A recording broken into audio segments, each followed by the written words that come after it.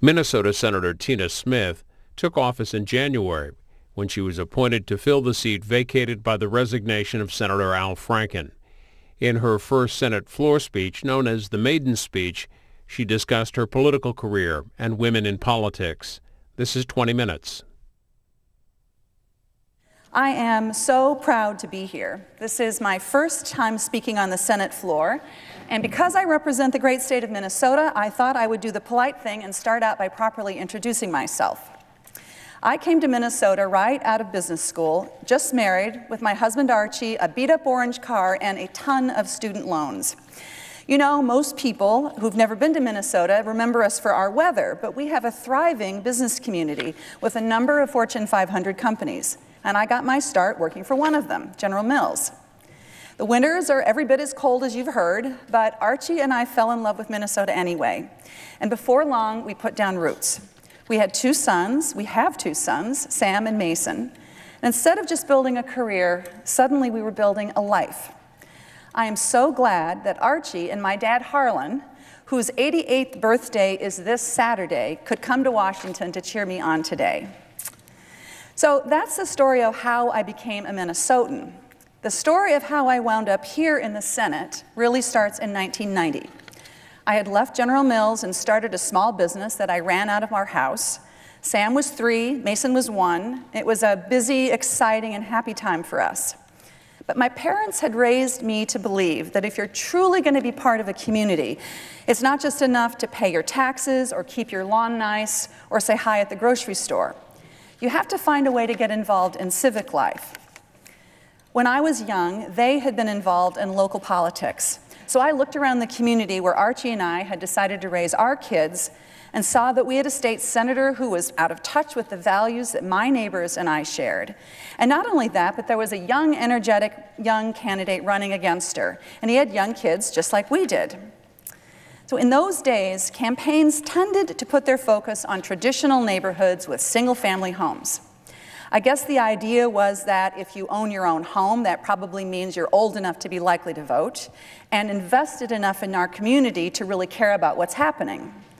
But a lot of my neighbors lived in apartment buildings, and they had a lot to say about how they thought things were going. And frankly, they were kind of tired of being ignored.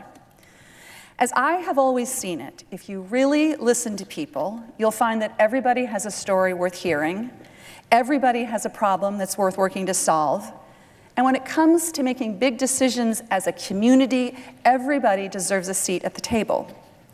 So I packed up the stroller with Sam and Mason, and we went off to organize the apartment buildings. People were surprised to see me, but I had a great time. I got to know my neighbors, I asked a lot of questions, I listened to their answers, and we built relationships. And the guy I was organizing for became the first Democrat to win that seat in a decade. After that, I stayed involved in campaigns and issues that I cared about, especially when it came to women's issues. My dad had been on the board of Planned Parenthood in Ohio, and I got a chance to work for Planned Parenthood in Minnesota. And then one day, I got a call from the mayor of Minneapolis, R.T. Ryback. He'd been in office for a few years and was working on a whole range of challenges, starting with an epidemic of violence among young people. Now, R.T. is a really creative thinker, and he thought that if I could bring my business experience to the position of chief of staff, we could do some good work together. I was intrigued, so I made the leap. It was one of the best professional decisions I've ever made. I loved the challenges of that job. And later, I held the same job as for the governor of Minnesota, Mark Dayton. And then one day, to my utter shock, Governor Dayton asked me to run with him and serve as lieutenant governor. I will be honest, that took a little bit to get used to. When it comes to public service, I've always been a lot more comfortable with the service part than the public part. But that job involved a lot of the same skills that I used in my business career, building relationships, looking for new solutions to old problems, and creating coalitions to get things done. And it involved one of the favorite parts of mine of politics, which is listening to people's stories. You know, a lot of times when a big, powerful politician walks into the room full of people, everybody kind of clams up and waits for him to say what's on his mind. After all, that's why people came. And at the end, maybe he has time for a couple of questions before he has to run off to the next event. But there's rarely a chance for a real conversation. And this is where being kind of a low-key person works to my advantage. I'd come into coffee shops or community centers or even people's homes, and I'd introduce myself and I would just ask people questions. What's going on with your family? What have the last few weeks been like for you? What keeps you up at night? And that's when people really start to open up. And you know, it's one thing to go around the table at a forum and have someone say, healthcare is my big issue. But when you're in someone's living room and you're drinking their coffee, and we love coffee in Minnesota, you've met their dog, you get a chance to hear what that really means. You hear stories just like this. I just went to visit my mom in a nursing home, which is 40 miles away.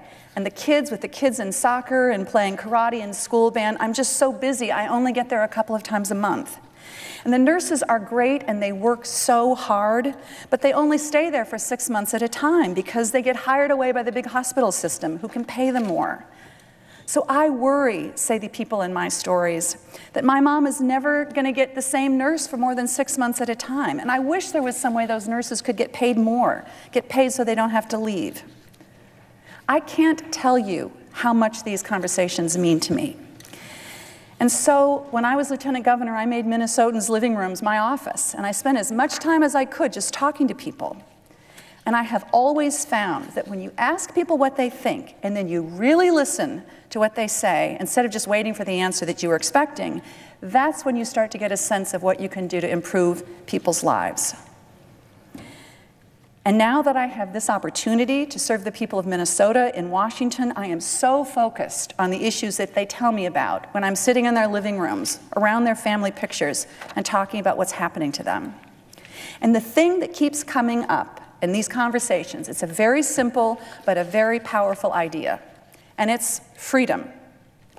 In this country, you're supposed to have the freedom to build the kind of life that you want. And not just the freedom, but the opportunity. And if you're putting in 16, 18-hour days and still struggling to make the rent and put food on the table, let alone pay for childcare, or if you've got a child who doesn't want to go to a four-year college and you've got no idea how he or she is going to find a decent job out of high school, or if someone in your family is sick and the cost of medicine is blowing a gaping hole in your budget, well, then you're not getting that opportunity, are you? You don't have that freedom. Minnesotans who aren't getting that opportunity, who are being denied that freedom, they deserve to have a voice here in Washington. And that is the kind of senator that I want to be. So this is the story of how I came to be here and what I want my work here to be like. But I am also well aware that the way the story sometimes gets told here in Washington, it's not actually a story about me at all. Sometimes I'm barely a character in this story. Instead, it's about a man who held the seat before me, a man I consider to be a good friend and a champion for the progressive values that brought me into politics. Or maybe it's a broader story about how we should hold powerful men accountable for their actions, and about the hope so many of us have that this moment represents a turning of a tide. And you know what? I get that. I understand that. My presence here in the Senate will always be seen by some as a symbol of a broader conversation we're having in this country today about the experience of women. And so I want to give my perspective about that and where I hope this conversation goes. So my grandmother, Avis, was born in 1898. This is Avis here, standing in the background with a cigarette, I think, in her hand. She was 17 years old when the suffragettes crashed Woodrow Wilson's inauguration and demanded the franchise. And she grew up to be president of a small community bank in rural Indiana at a time when such a thing was unheard of. Now, Avis didn't seize the bank in a hostile takeover or anything. Her father owned the bank, and he had 3 daughters, and so the only way for him to keep that bank in the family was to pass it on to them. And when he did that, instead of handing it over to their husbands, what my grandmother and her sisters did is they went ahead and they ran that bank for themselves. Avis's daughter, my mother Chris, was 33 years old the year that Griswold versus Connecticut was decided, confirming that married women have the right to contraception and thus to control their futures. But when Mom graduated from college a few years earlier, the options for women were still pretty limited. My mom wanted to be a journalist. But her father told her that she'd better come out of school prepared for a career that would allow her to take care of herself. And back then, that meant she could be a teacher or a secretary or a nurse. And Mom picked teacher. We lost my mom not quite 2 years ago to Alzheimer's. And she was such an inspiration to me. And I think she would have been an incredible journalist. But Mom didn't sit around and feel sorry for herself. Just like her mother before her, she was a fighter.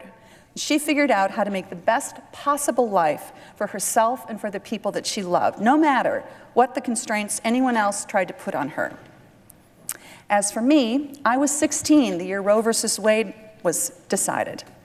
I grew up in a time of incredible progress for women. And with women like my mother and my grandmother in the family tree, I believed it when my mother and father told me that I could do whatever I wanted to do when I grew up. Which isn't to say I didn't notice the way the world worked. You know, it's interesting. I graduated from business school in 1984. That year, the big story among MBA types was about Mary Cunningham. So Mary was a brilliant woman. When she graduated from Harvard Business School, the dean had said she might someday become Harvard's first female graduate to become chairman of a non-cosmetic company, which that was what passed for a compliment back then. And indeed, she went on to become one of the first women who had ever held a senior leadership role in a Fortune 100 company. But that's not why she was famous. Mary was famous because of the gossip that she'd slept her way to the top of the corporate ladder. So that was the context for young women like me when we started in business. I remember that my graduating class in business school was about a third women, and we all dressed like men. Suits and white shirts and red power ties. We were dressing in a world where women could dream of professional success, but the best way to do that was to pass like a man. Now, I have been fortunate in my career and in my life, and I have always been surrounded by strong women and thoughtful men. I don't have a horror story to share like the ones we've heard from so many women in the Me Too movement, or the millions of similar stories that have gone unheard simply because the men in those stories weren't famous. But when you really listen to women, you begin to understand the million little ways in which all women are made less and denied the opportunity to contribute to their communities and their country. The day that Governor Dayton announced that he was appointing me to fill the Senate seat, I stood next to him feeling proud and excited and ready to serve the people of Minnesota. And why not? Here I was with a graduate degree, having worked at General Mills, started my own company, had managed 34,000 people and a multi-billion-dollar budget as chief of staff for the governor, served as lieutenant governor. And then a reporter raised his hands and he asked, "So, do you think you'll be able to do this?" Like a lot of women, I brushed it off. I mean, you learn to deal with stuff like this.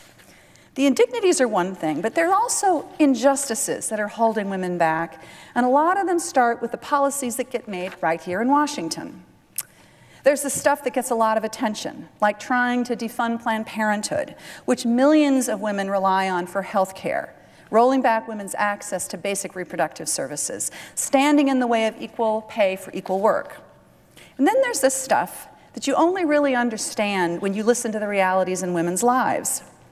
The high cost of childcare isn't a woman's issue per se, but who winds up having to drop out of the workforce when a family can't afford childcare? Women do. The high cost of prescription drugs isn't a woman's issue per se, but who winds up shouldering the responsibility of caring for aging parents? Women do. And just last month, the conservative majority on the Supreme Court decided that employers should be able to force workers into signing mandatory arbitration agreements that prohibit them from going to court when they're mistreated.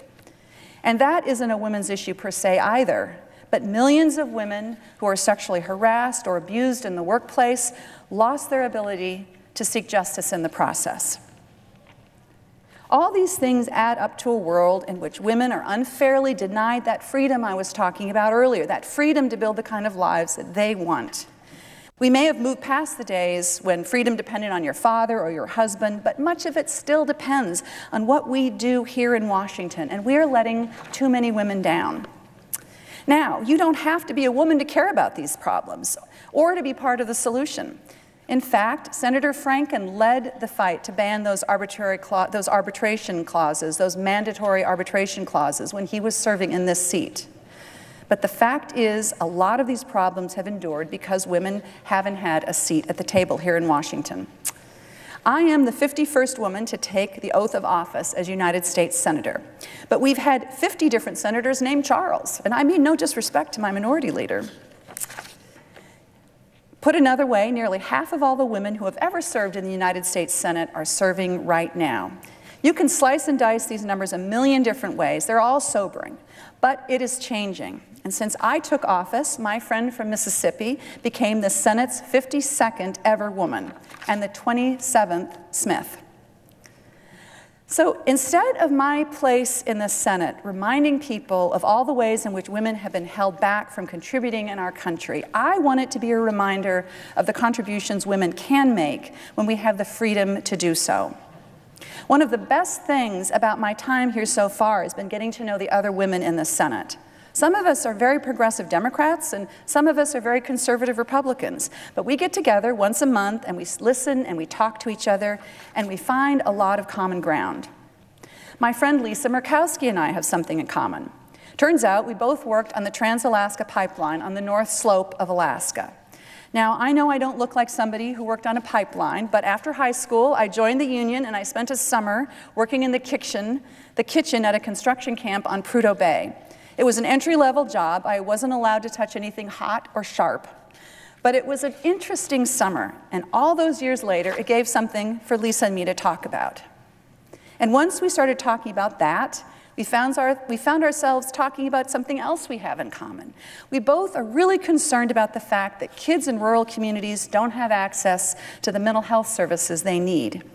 We've both met with too many parents and too many teachers who worry that kids are slipping through the cracks. So we decided to team up, and now we have a bipartisan bill to bring mental health professionals in the National Health Service Corps into more schools so more kids can have access to services. The truth is, when women are empowered to contribute more fully, we all benefit. We've seen it in our economy for the last generation. We're seeing it in our politics as women drive the resistance to policies that hurt working people and leave our children vulnerable to gun violence. And we're seeing it more and more here in the Senate. And I am so proud to be a part of that. Now, I know that I'm going to always be known in part for the circumstances that brought me here.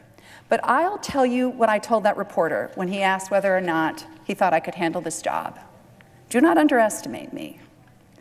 I believe that as a woman and as a progressive and as a Minnesotan, I have a lot to contribute to this body, and I am so ready to do that work.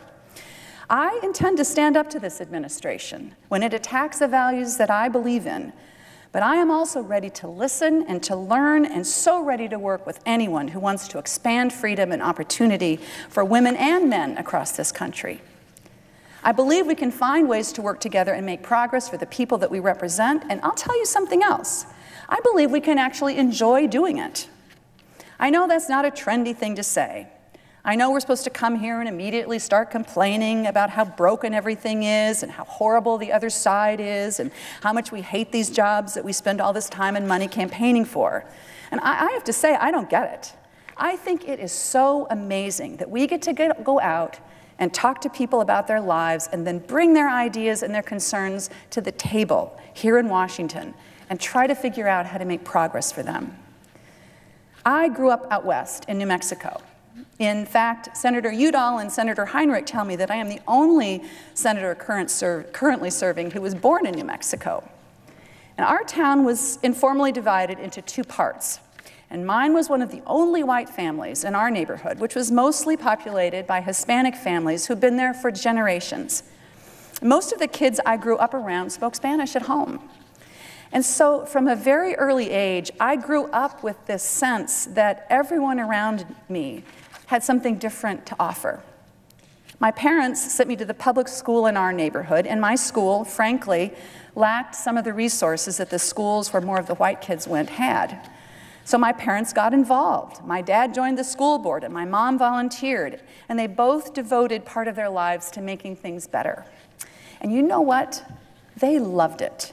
They loved doing that work.